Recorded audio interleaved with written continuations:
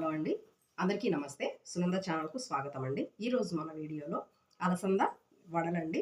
ఇవి చాలా క్రంచీగా, స్పైసీగా, చాలా టేస్టీగా, సింపుల్గా గంట 10 నిమిషాలు లేదా 15 నిమిషాల లోపే చేసేసుకోవచ్చు అండి. కేవలం గంట నానితే సరిపోతుందండి.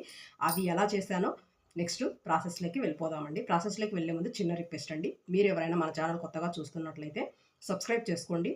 నచ్చితే లైక్ చేయండి, షేర్ చేయండి. మీకు ఏమనిపిస్తుంది. ఇవి కేజీ అలసందలండి. ఈ అలసందలతో నా పద్ధతిలో వడలు చేసి చూపిస్తాను. గంట మాత్రమే నానబెడతానండి, ఎక్కువ కూడా నానబెట్టను. ఇక లేట్ చేయకుండా నానబెట్టేసుకుందాం. వీటిని 2 సార్లు కడుక్కుందామండి. మళ్ళీ ఇంకోసారి కడుక్కుందాం. ఇప్పుడు ఇంకా నీళ్లు పోసి నానబెట్టేసుకుందామండి. గంట తర్వాత చూపిస్తాను. చక్కగా నానిపోతాయి. నానిపోయాయండి. గంట తర్వాత చక్కగా నానాయి. గంటకే నానాయి. చూడండి ఎంత చక్కగా బ్రేక్ అవుతున్నాయో. ఇప్పుడు వీటిని నీట్గా ఇప్పుడు ఇంగ్రీడియంట్స్ ఏం కావాలో చూపిస్తా. 2 పెద్ద ఉల్లిపాయలు, ఇంచల్లం, కరివేపాకు, పచ్చిమిర్చి కొంచెం నేను ఎక్కువే వేస్తానండి. కొంచెం మా పిల్లలు ఘాటుగా కావాలన్నారు. ఇవి స్ప్రింగ్ ఆనియన్, ఉల్లికాడలు.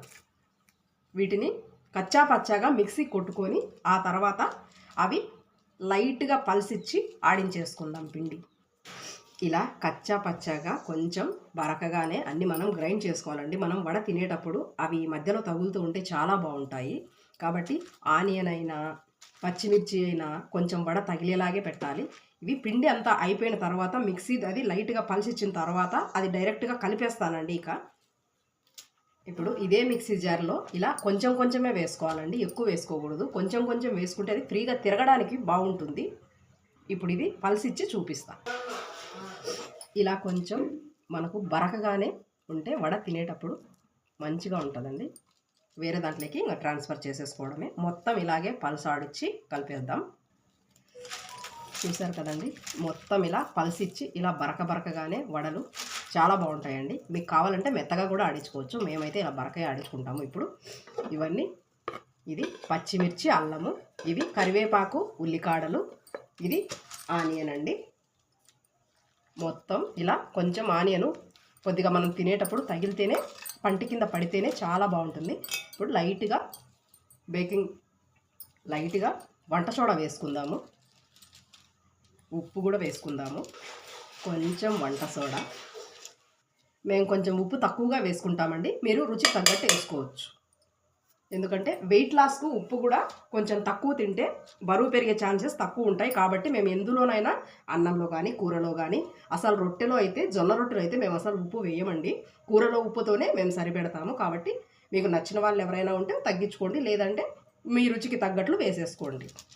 ఇప్పుడు దీన్ని మొత్తము ఇలా కలిపేసి ప్యాన్ పొయ్యి మీద పెట్టుకొని చేసేసుకుందాం. ఇలా పొయ్యి మీద ప్యాన్ పెట్టుకొని ఆయిల్ హీట్ అవ్వగానే కొంచెం సాల్ట్ అండి. ఎందుకంటే సాల్ట్ వేయడం ద్వారా ఆయిల్ ఎక్కువ పీల్చవు.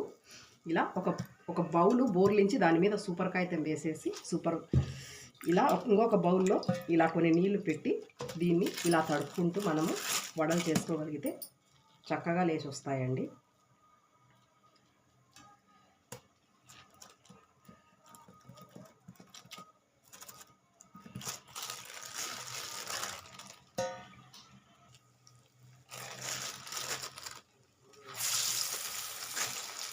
మంట మీడియం ఫ్లేమ్లో పెట్టుకోవాలండి, లేకపోతే వడలు త్వరగా మాడిపోతాయి.